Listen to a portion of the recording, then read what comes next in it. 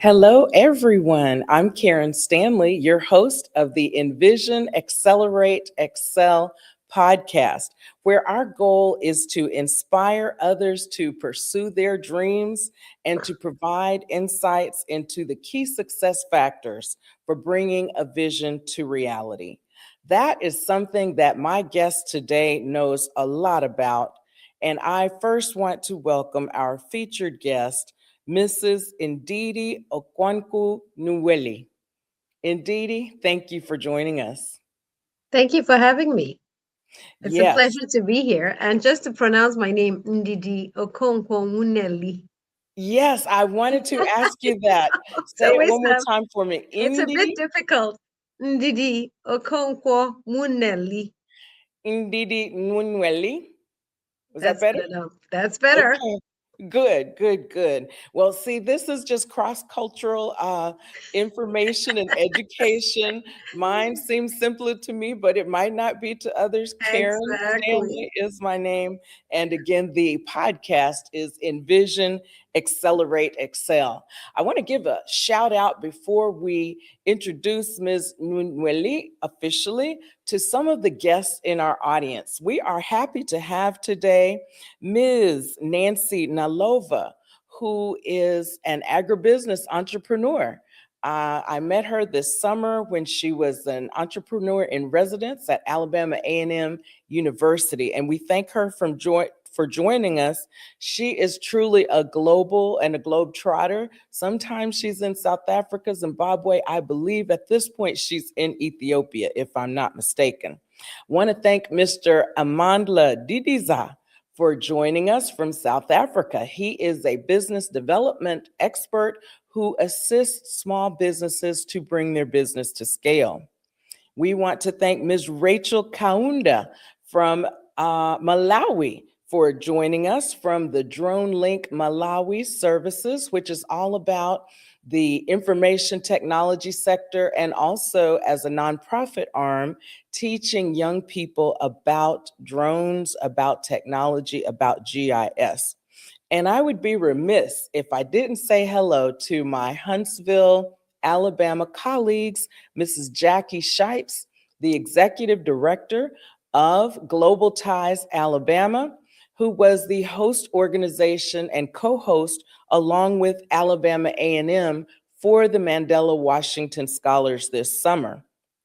On campus, their coordinator was Mrs. Sonia Merritt from the Alabama A&M School of Business Experiential Learning Coordinator. Now, the focus of our discussion today is to share part of the story of the organization that Mrs. Nwuneli uh, co-founded and now is also doing consulting. And of course, she's a philanthropist, and it's the AACE Food and Agribusiness Enterprise. We want to ask about the start of her company. Was it something she dreamed of as a young girl? We want to talk about the vision for the business and the strategy for bringing it to the scale that it is today. And the commitment to excellence is clear.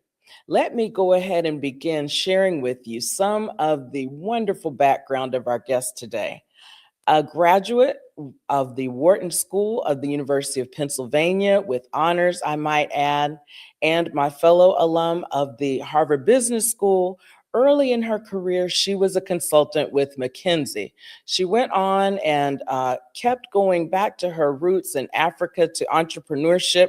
Although she was the daughter growing up in Nigeria, I would call it a campus kid, meaning you grow up in and around a college campus, and that is so important. I personally have a great love for Alabama A&M University, which is where both of my parents were educated, but also my mother was an English professor. So let's just say again, Ndidi, you are my sister in so many ways. We have so much in common, and I really appreciate your joining us today. Thank Now, you I so want to much. hop right into the podcast and start asking questions. So it's not going to be rapid fire, but take your time in answering the various questions that we have for you. And the whole goal is really to inspire our entrepreneurs to scale their businesses, to give them some key success factors on how to grow their businesses, and also some of the life balance that has to come along, because it is certainly hard to absolutely compartmentalize your business from your family, from your faith. I also want to let our audience know that Mrs. Nwuneli is the author of 2 books, and she is the presenter of 3 podcasts. So again, so much information to share, for which we are very, very appreciative. So anyone who is interested in agribusiness, in entrepreneurship, in scaling businesses, this is the discussion for you. And so we begin with Ms. Nwuneli. Growing up in Nigeria, what were some of your intentions, say as a high school young lady, and your vision for your future? Thank you so much. And I really appreciate the opportunity to engage. It's quite an honor to be on this platform. So I would say I was very fortunate to have been born in Enugu, Nigeria, to 2 academic parents who really underscored and helped us imbibe the values of excellence, hard work, and integrity. My favorite subject in high school was actually agriculture. And my first commercial transaction was when an avocado tree in our backyard fell down because it just had too much fruit. And so I gathered all these huge avocados and took them in bags, as many as I could carry, a little 12-year-old, to the market and sold wholesale. And I was just so proud of myself. I had a garden in my backyard and just loved to see, fruits and vegetables grow, which we ate at home and we shared with our neighbors. So this was my early love. But this same city, Enugu, Nigeria, was the site of the most tragic war in Nigeria history, called the Biafran War, in the late 60s, early 70s. I wasn't born yet, but it killed millions of children, and starvation was used as a weapon of war. So imagine a country that could feed itself and the whole world, but yet the contradictions that this war took out young people. So moving to the US at 16, I was asked by many people, "Where are you from?" And I would say, "I'm from Nigeria." And they'll say, "Is that where the Biafran War happened?" My mom used to say, "Finish your dinner. There are starving children in Biafra." And that image just haunted me, the face of Africa being a hungry child, and the face of poverty being a female farmer from Africa. And I just thought that was the danger of a single story. And I, from a very early age, committed to not only transforming the food and agricultural landscape on the continent, but also creating jobs, creating wealth, and ensuring that we move that narrative from one of lack to one of abundance. And that when people see Africa, they see a successful female entrepreneur. And when they taste the best foods from the continent, they recognize that we are huge contributors to the global food ecosystem. And so that's what propelled me, the values from my parents, the early experiences growing up, the joys of seeing the impact I could have, but also the contradictions with the global narrative. And that sense of urgency has continued to propel me to this very day.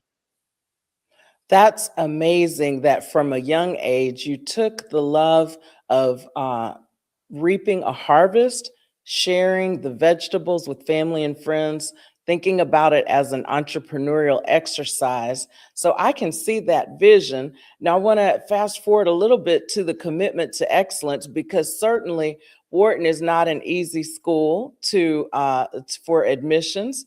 And so you clearly had a commitment to excellence. I would imagine some of that has to do with your parents being in the world of academia.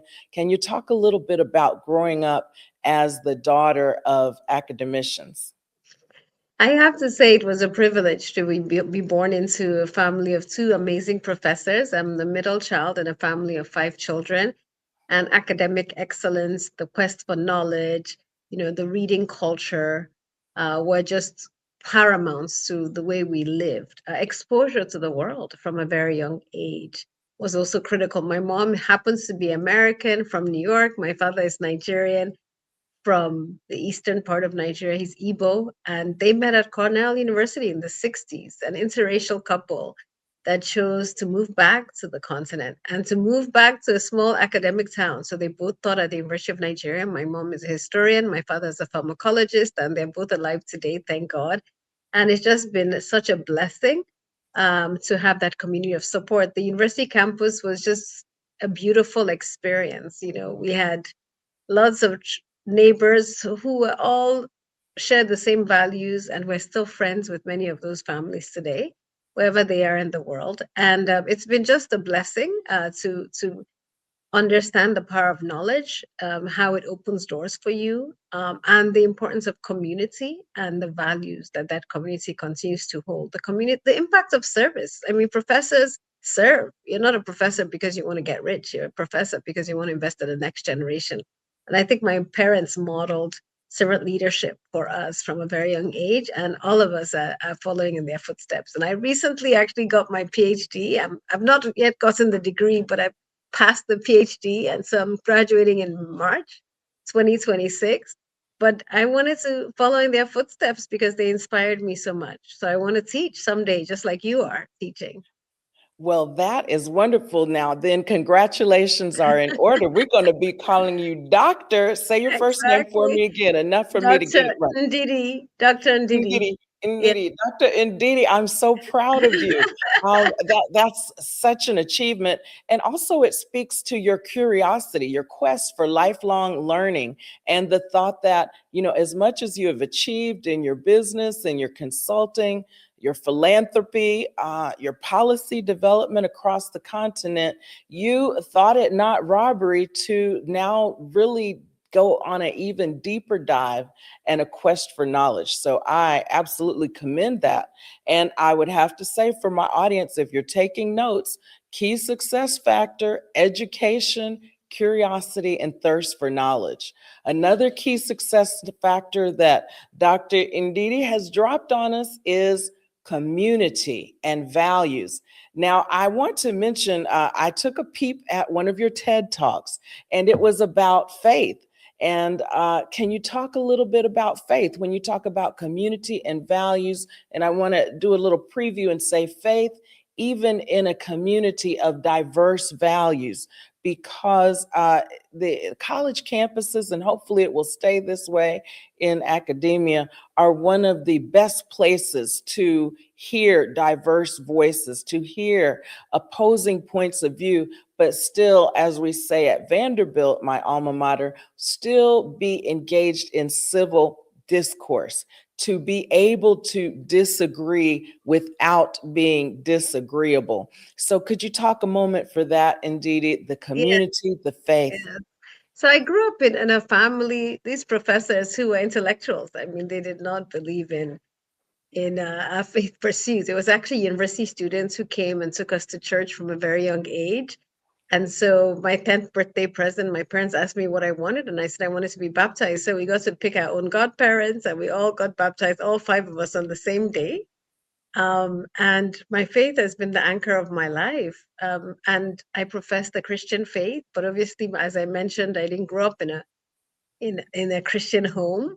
My mom happens to be Jewish by heritage, and my father Anglican. But the children have all embraced faith. And why did I become a person of faith? I saw joy and peace in the lives of others. I saw the community of people of faith and the service that they espoused. And that's what attracted me. But then it became a personal relationship with God. And that has been the anchor for me. So not only have I given a TED talk about the power of faith communities and social impact, and I really believe the faith communities around the world have a critical role to play in driving social impact. But also, I believe faith communities and interfaith communities are even more important now than ever before in a world that's so divided. One thing that we see amongst people of faith is a commitment to shared values of human dignity, of justice, of equity, of racial equity, of gender equity. And the One campaign, people of faith have been an anchor for our work from inception. When we were fighting for PEPFAR, people of faith joined together. The Jubilee movement, led by the Catholic Church, has also been critical for debt forgiveness for many African countries. And when I joined One as the CEO and president, I decided, you know what, let's start a global faith council. And they have been phenomenal. Faith leaders, Muslim, Christian, Jewish, Buddhists, we even have a Buddhist monk from Japan, have all come together to fight for equity and justice and the most vulnerable. So at a time when faith can be used as a weapon to divide, we're proving that it can be a critical tool for uniting people around human values. I couldn't agree more. Here on this North American content, in this little city of Huntsville, Alabama, which is about 250,000 people now, but growing, growing. We have recently been announced as the largest city in Alabama. And, you mentioned about the narrative sometimes being negative. I found on my first trip to Africa, which was to South Africa, that there were a lot of negative views about African Americans. And even a taxi driver might feel free to say, "You're not from here. You're not from here. Where are you from?"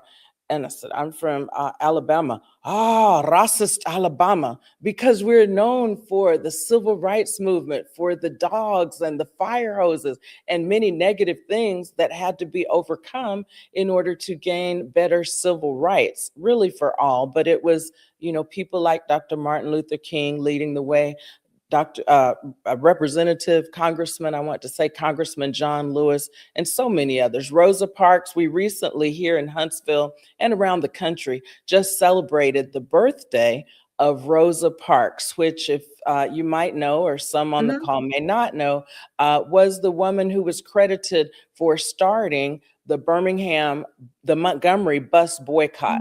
And she started it really out of a lot of strategy of groups like the Southern Christian Leadership Council. And it was decided that she would be the first person to refuse to get up and give her seat as a Black woman to a white person. And that's begun the Montgomery bus boycott. I'm overjoyed to hear that you believe in interfaith groups, because some people don't know that on the march on the Selma Bridge, that was an interfaith group. There were Jewish rabbis, there were Catholic priests, and then, the people who got much of the attention, Reverend Dr. Martin Luther King, Reverend John Abernathy. These were all Baptist Christian ministers. But the power of the movement really was in the interfaith, and even I would say the intergenerational fight.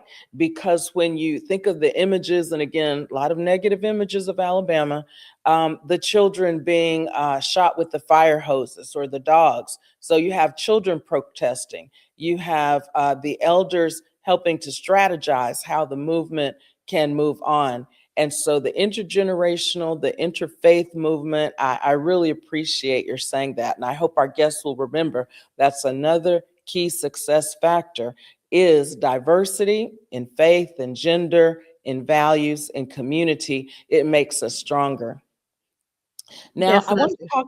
Yes, yes. I want to start the conversation now about ACE Foods. AACE, if people don't know, is a multinational global food agribusiness conglomerate. And can you tell us a little about when the vision for your company came to you, and what was your strategy for bringing it to scale?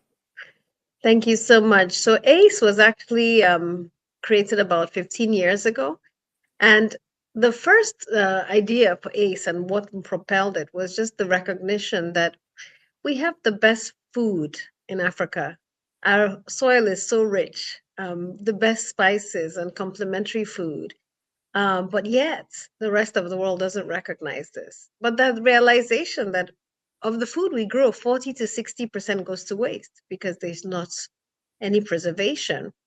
And we have a high rate of malnutrition. In some countries, up to 1 out of 3 children are malnourished. And for me, this is a travesty. With 60% of our population working in food and agriculture, producing great food, so much of it going to waste, and yet you have malnutrition, and we're importing food into our continent.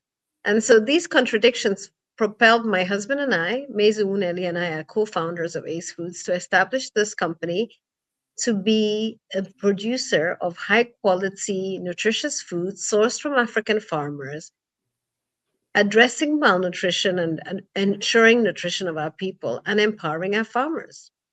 And for me, it's a joy to have been a co-founder of ACE Foods.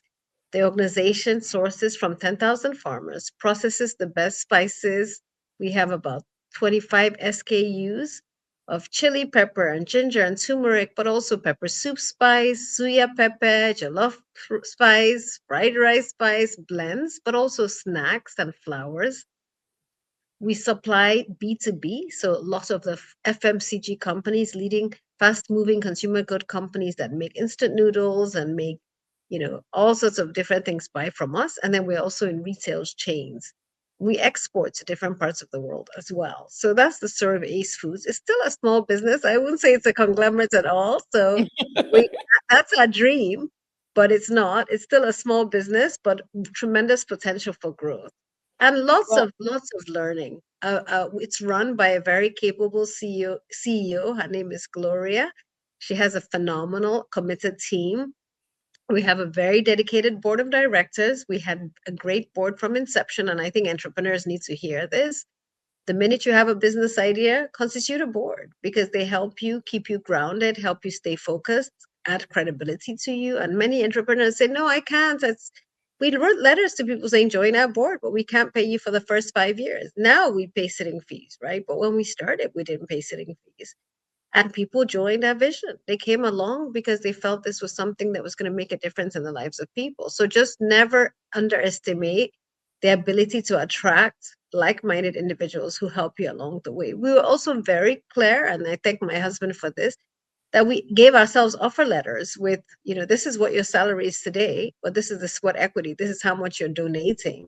So that when we started taking investor money, we could justify what the valuation was, linked to how much we had put into the business, but also linked to what the business was now generating. And many of us don't formalize our contributions as sweat equity. And the salaries we're giving up in the early days of our businesses. And then I'll say a third point is very strong systems and controls, from HR manuals to annual audits from day one, even when the business was tiny, to ensuring that the equity that is reserved for long-serving committed staff, because you can't attract the best people to your organization if you're not going to share ownership with them. Lots of different instruments that we used to attract and retain some of the most committed team members that we have today. very interesting. I want to ask then, pick up on the note about shared ownership and ask a little bit about your business model, because here in Huntsville, Alabama, we are known as Rocket City. Our city has grown on the economic engine of the federal government. So not only NASA, Department of Defense, Department of Justice now with the FBI coming in very, very strong, and all of the government contractors that work for the government, but then again, all of the companies that offer services and products to the people that are working for the government. So in that case, I would include, for example, my family business, Stanley Construction, which has been so blessed to grow thanks to the economic growth of Huntsville, Alabama. There seem to be always people moving here, and they're all going to need somewhere to live. And our specialty is moving dirt and helping to produce subdivisions. And we've now moved into development from construction, and we've added on development services because we realize some of the things that our clients are doing, we can also do, not just as a competitor, but as a friendly colleague in the ecosystem. So in my case, being in a family business, the ownership model for us had to do with, sadly, when my father passed, that is when the stock passed to my brothers. But you mentioned employee ownership. And so I'd like you to discuss that business model. We're familiar with ESOP, employee stock owned, but is that what you have? Yes. So from inception, I mentioned my husband and I are co-founders. When we Mhm. decided to have, open up a round for friends and family, we actually Mhm. reserved some of the shares for our employees. And obviously, it was linked to how much time they've spent in the company, but also their seniority. And interestingly, if an employee leaves after 5 years, they get to take some of that value with them. And so it was also used as a retention strategy. It's not this is not a publicly traded company, so it's not like they're registered shares or shares that are valued by external stakeholders. They're valued by the company, linked to not only the EBITDA and the growth patterns, but also the projections. And we're very transparent and accountable with our team members about what they earn. And I'll give an example. One of our early employees started as a security guard. And from being a security guard, he actually did not even speak English. He had to do an adult literacy class, started speaking English. He became a factory worker. And when he had to move back to his country, which is a neighboring country to Nigeria, Niger, he got to monetize his shares, and he was able to, start a new life. And that's just a gift. And oftentimes you say, a security guard, why should he have equity? And the truth is, a security guard is very important in a food company. Those who know food know that shrinkage rates are very high. I don't know about construction and Stanley's experience, whether things disappear. But if your food is sold in the market, it's easy for it to disappear, right? You need checks and balances, all in terms of the way bill and who's checking in the cars that are being you know leaving the premises, and who's checking what's coming into the premises. So yeah, at all levels of organization, we've empowered staff to feel ownership and to feel like they are seen and identified. And that's just an example of how this has helped us tremendously. I would have to agree. Maybe that is something for my brothers and me to think about, is how can employees play even a different role in perhaps an equity role. And of course, as you said, the different businesses, the different sectors have lend themselves more or less. What we find in terms of equity is actually that we are mentoring and we are spinning off so many other companies. And this started even back with my father, who founded Stanley Construction in 1961. By 71, he became incorporated. Well, let me say again, in 61, he started, but with not much more than a backhoe, a dump truck, and one or two employees. So very, very humble beginnings. But moving forward and becoming incorporated, bringing on more employees, and then having to have a second layer of management, such as a superintendent, a job superintendent, a job foreman. And this used to make my mom mad, because she said, "You trained that guy and he left us." And so retention, yes, but sometimes lack of retention can be spin off. And I have to say, for at least 2 or 3 of the businesses that were spawned because my dad nurtured, mentored, empowered the men who were leaders in his company, they became great subcontractors for us. And that's another form of loyalty, to have definitely. subcontractors on whom you can depend, particularly in the concrete industry, also in the earth moving industry. We've had employees who, now I'll probably want to come on this strategy for or this key success factor for entrepreneurs, the importance of having your own credit and having good credit. An employee may say, "I think I can do everything they're doing. I should just run my own business." But hey, if you don't have the credit to get a loan for an excavator and a dump truck and so forth and so on, that's why we're in business and you're not. So let's talk a little bit to the entrepreneurs on the line about your personal finance that helps you with the credibility and being able to attract capital. Definitely, that's key. And that's why I mentioned that the first step is actually transparent and accountable systems and structures, because you have to demonstrate that when people entrust their funds to you, you're going to use them, you're going to steward them wisely. As individuals, you also have your own personal credibility. The friends and family round, nobody would have given us a dime if they did not trust us, if we did not have proper documentation, if they hadn't seen our track record. I always tell entrepreneurs, if no one in your family or in your friend network will give you money, it says something about you. So I'm asking you, what is your track record? What is your credibility when it comes to how Yes. you use money, and how do you live your life? Many of Yes. us live way, way above our means. I do not Oh have my any credit goodness. card debt. I have It never is paid true. $1 to any credit card company. I live within my means, right? And so it's really important to demonstrate that. With AACE Foods, we actually won a business plan competition when we launched the idea. And the business plan competition was actually then a USAID, I think Western Union collaboration, where they identified 14 companies out of hundreds that applied that were going to be starting company in Africa with partners who lived locally or globally, and they were going to give us $100,000, and we had to match it. So the ability to have $100,000 to match, right, anything is important. Many of us don't have savings, and that's another thing. You have to have savings if you're going to be an entrepreneur, right? You don't expect that in the first 6 months you're profitable. And I had been earning 6 figures before we started AACE Foods, and I had to go on a salary that was, I mean, I don't even want to tell you what it was in dollars, but maybe it was $500 a month. And prior to that, maybe I was making $15,000 a month. Mm-hmm. And guess what? We documented it. We said, well, Ndidi's monthly salary is $500 a month. Her salary should actually be, $10,000 a month. So the difference is her sweat equity, right? And it was important to document it, right? And to understand. But my husband and I both making that sacrifice when we already had 2 children was because we had a savings, right? We had savings. We had passive income. And many people don't. And that's really important, right?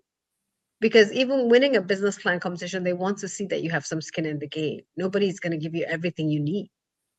So that's key. And then commit to audits. When you then want external investors, they're going to say, can we see audited financials?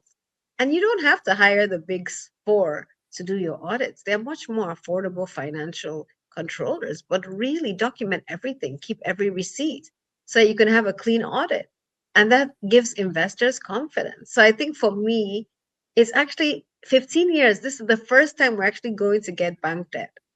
Really. So we've grown organically, right? We started with our own money and this business plan competition. Then we had friends and family round. And for the first time now, we're going to get bank debt. And I'm not on the board, right? I'm no longer involved day to day with AACE Foods because we had built out the systems and structures to have a very competent and capable management team. And our current CEO worked at Nestle and she worked at Coca-Cola and she's phenomenal.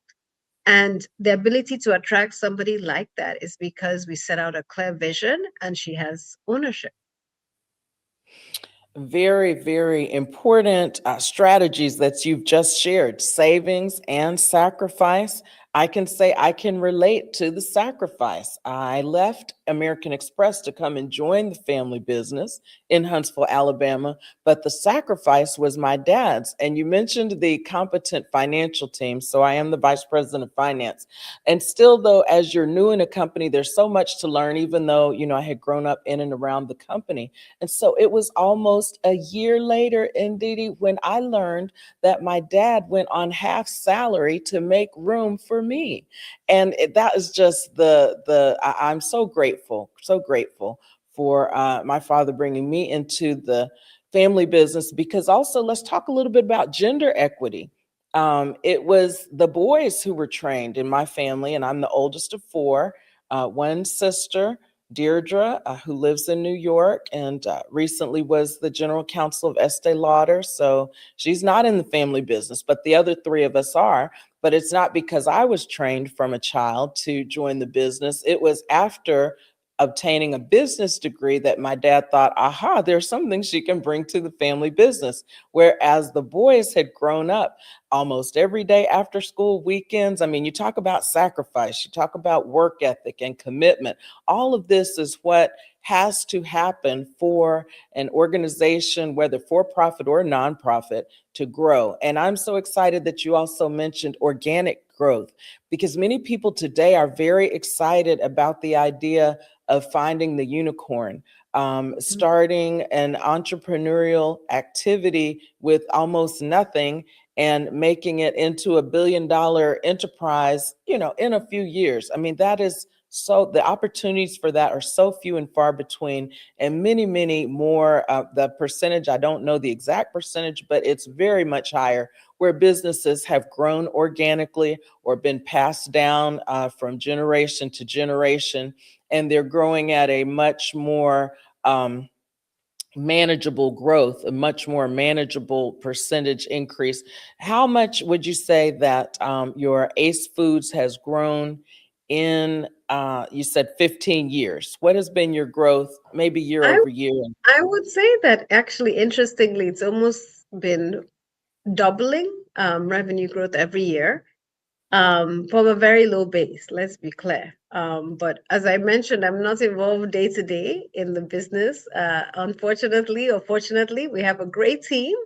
And that's the power of building. And just to comment on your dad taking a pay cut, it actually was the same with ACE Foods and even with Sahel Consulting and African Food Change Makers. I've started quite a few organizations.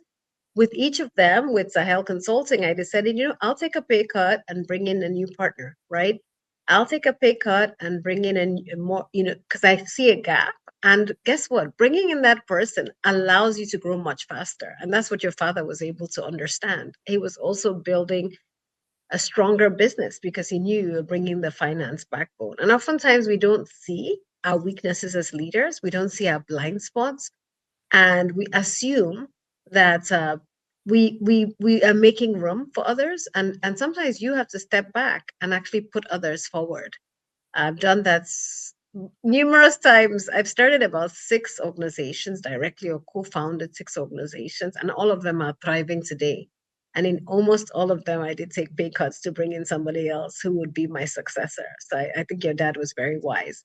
The other thing I wanted to pick up on was the importance of refining your business model. It might seem like when ACE Food started, everything was hunky dory. And I think it's important to note the first few weeks in, we got a lawsuit because our brand was going to be called Ona, which means jewel in Igbo, ONA, Ona. And ACE was actually the holding company's name. We already had a vision for a holding company and would have a brand. I always used to look at PNG and saying, no, many people don't know PNG, but they know their brands. And we wanted to have many brands. A company sued us. They had a brand called Onga, and ours was Ona. And we had a trademark for Honor. We had applied early for that trademark. They didn't have a trademark, but they were a much bigger company and they were out of South Africa. So they sued us. And that's why it's good to have a board. We started arguing with their lawyers, and our board said, you guys got a trademark for Honor, but you also got a trademark for ACE. You want to spend money you don't have fighting for a name that nobody knows. Leave that name and just go with ACE. So now when people ask us, what does ACE mean? We're like, African ACE, the top of Africa, we just Mhm. explained because it wasn't supposed to be the brand, but the board helped us realize that we could have fought for years for a brand that we hadn't built yet. So leave it alone. So that's one example. The other battle we fought was the products we won the business plan competition were for pepper sauces, right?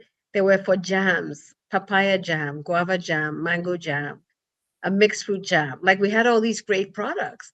And then we started producing and realized, oh my gosh, Ndidi loves mango jam and papaya jam, but the average Nigerian doesn't use jam on a daily basis. They don't, that's not, and they want jam that's looks like strawberry jam because the British colonized us. And so we started trying to create a strawberry jam, but we don't have a lot of strawberries in Nigeria. And then it was a mixed fruit jam. Then we had to color it red. And we're like, what are we doing? We want to produce nutritious food for sourced locally for our people. And our year 3 strategy was going to be spices. You know how when you're writing your business plan, you have year 1, year 2, year 3, it was going to be spices. And we had to bring it forward. We had to go to customers and say, what do you really want? And they said, we want spices. And we started with B2B because we needed volume. When you're in food, you need volume, economies of scale. You can't have a niche product and want to reach millions of people. And so we did B2B, and we had to go and convince companies that were importing spices that we could source locally, and we had better spices locally. And those FMCGs became our foothold while we built out our retail presence and our brand. And getting shelf space is difficult, so it took time. But it's important to always be ready to pivot. Don't be so stuck that you're not listening to the market. And don't assume that what you want is enough to reach millions. And for me, that's a critical lesson. And we pivoted quickly. And so now people know us for spices, right? And that's very good. But that was not my vision or passion. I even wanted to do baby food. I was like, why are we importing Gerber when we have the best sweet potatoes and the best? And I wanted to do baby food. And we won a business plan competition for all of that, right? But that was not what we ended up scaling. So be sensitive to what the market is telling you. Test the market, but be driven by demand. What are customers willing to pay for that they value? And ultimately, that allows you to scale. That's amazing. Our time is almost up, and you have dropped so many jewels on us. I cannot even summarize them all, but in the recording, I'm going to summarize them and share them with our audience. We have just a couple of minutes for some audience questions. If someone would like to drop questions in the chat, as I remind everyone that our Envision, Accelerate, Excel podcast is for anyone who is looking for tips on how to bring a dream to reality. The sponsor of our podcast is Key Success Factors Consulting, which is a group in which I work with individuals or companies on their own strategies for scale or their need to improve profitability. And it's something that is really a passion project for me. It's a love, because I have to say my first job is Stanley Construction and the family business. And I appreciate my brothers allowing me the flexibility to do many of my passion projects, including serving on boards. Ndidi, you mentioned how important it is for even a small business to have a board. And I hope our friends will remember that who are in the audience. Now we're looking at the comments, and I see one. I'm not sure if you can see them, Ndidi, but I'm going to read a couple to you. The question on being ready and being flexible to pivot is maybe like, how do you know when to pivot?